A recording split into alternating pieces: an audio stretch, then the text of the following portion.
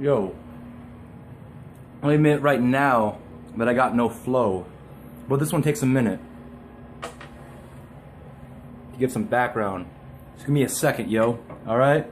And I'll let you know why we chinky eyes want all you wide-eyed bastard pigs to die. Cause, oh, here we go. For hundreds of years, Korea was a tiny nation. We were proud, honored, worthy of countless affirmations. Right up until the Fire Nation came up to fuck up our day, son. And these the same niggas that invaded Atlanta doormats.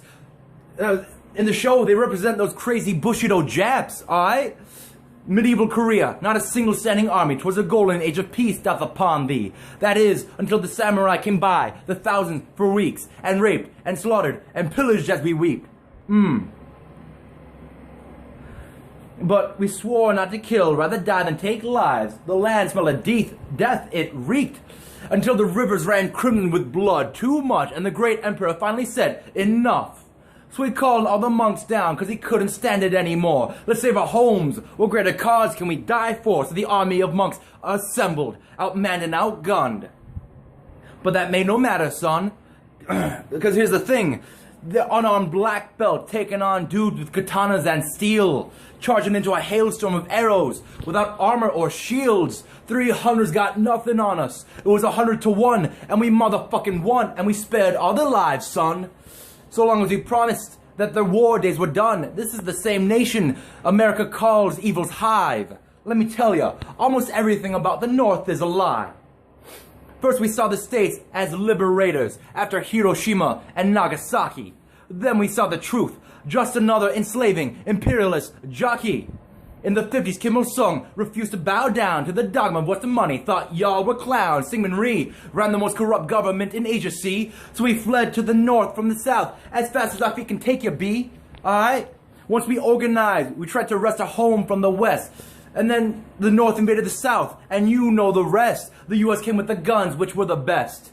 Then the Soviets hopped in to give the West a test. Suddenly, it became one big dick measuring contest. I spit on Korean War memorials. Your soldiers raped our women and children, burned down all our homes that didn't stand a single building. Cause of you, sons had to kill their fathers, while their mothers and daughters were the watchers. Brothers would kill each other at home so they wouldn't have to bother having to shoot each other on the battlefield. That's one hell of a fucked up deal. Alright? You tried to make a colony of us.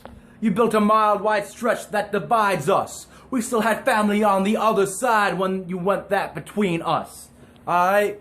You're lucky the worst for me is just a cuss. Anybody else would beat the shit out of you, cuz. Just cuz you're American and you blindly follow that flag.